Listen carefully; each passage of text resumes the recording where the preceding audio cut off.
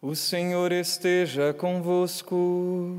Ele está no meio de nós. Proclamação do Evangelho de Jesus Cristo, segundo Mateus.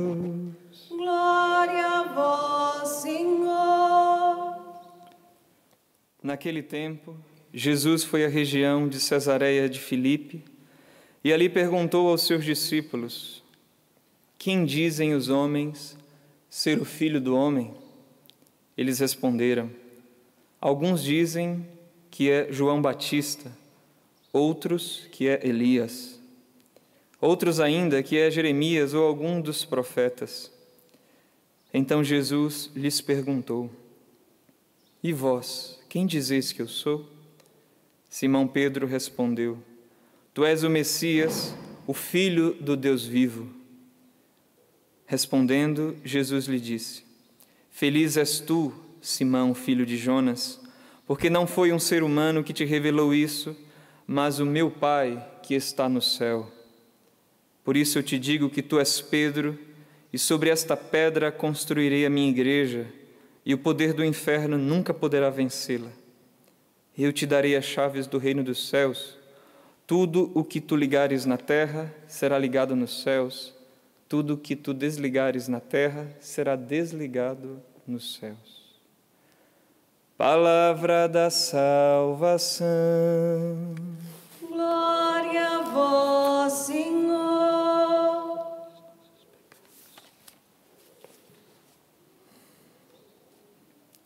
Irmãos e irmãs, acabamos de ouvir a indagação de Jesus a respeito da identidade de sua pessoa.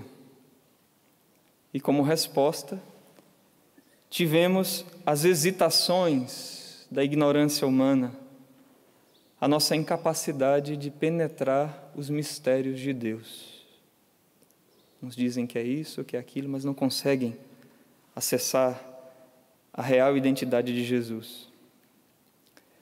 É verdade que a reta razão, levada pelo desejo da verdade, é capaz de reconhecer a existência de Deus, enxergando através de suas obras, como diz o salmista. Os céus proclamam a glória do Senhor e o firmamento a obra de suas mãos. Não são discursos, nem frases ou palavras, não são vozes que possam ser ouvidas, seus sons ressoam e se espalham em toda a terra. Mas é preciso ter virtude para reconhecer a Deus assim, pois a nossa inteligência ficou obscurecida pelo pecado. Contudo, mesmo a pessoa mais virtuosa, humanamente falando, não conseguiria acessar os mistérios de Deus, o que Jesus veio nos mostrar, se não possuir o apoio da graça. Existe um conhecimento que só vem pela fé. Foi o que aconteceu com São Pedro. Foi Deus quem lhe revelou quem é Jesus. Aqui então, meus irmãos, quero chamar a atenção para algo que pode ser muito perigoso. O cuidado que a gente precisa ter ao escutar ou mesmo a ler, né? Aí muitos livros, inclusive de teólogos, mas que não têm fé. Falam muito de Jesus, volumes até, mas em nada do que dizem está o conhecimento de Deus. Pelo contrário, os neófitos, né, aqueles que estão começando na fé, no cristianismo, possuem conhecimento superior ao desses, porque conheceram o Filho de Deus. Pois quem tem o Filho tem a vida. Quem não tem o Filho não tem a vida. Diz Pedro: só tu tens palavras de vida eterna. Só tem o Filho quem professa o Filho como o Senhor. E ninguém tem Jesus como Senhor se o Espírito Santo não lhe conceder fé. E ninguém tem os dois se o Pai não atrair ao Filho e não conceder pelo Filho e com o Filho o Espírito Santo. Assim, para conhecer a Deus se faz necessária uma relação pessoal com Ele. A gente já escutou São Jerônimo dizer que desconhecer as Escrituras é desconhecer o próprio Cristo. Mas o contrário também é verdadeiro. Desconhecer o Cristo é desconhecer as Sagradas Escrituras. Porque é por Ele que nós compreendemos, por Ele e pelo Seu Espírito. É preciso ter uma relação pessoal com Deus para entender as coisas de Deus. Isso no plano pessoal. Mas existe também a relação com Deus no plano institucional, eclesial, pelo qual a fé dos apóstolos chega até nós. O Senhor deu as chaves dos tesouros da fé a Pedro e aos apóstolos. E aos apóstolos que, por participação do privilégio concedido a Pedro, têm essa autoridade de interpretar as Escrituras.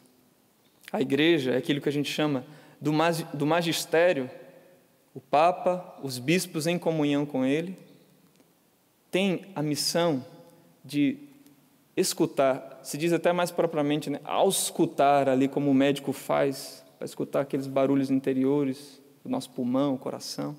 A igreja ausculta, guarda e expõe a fé.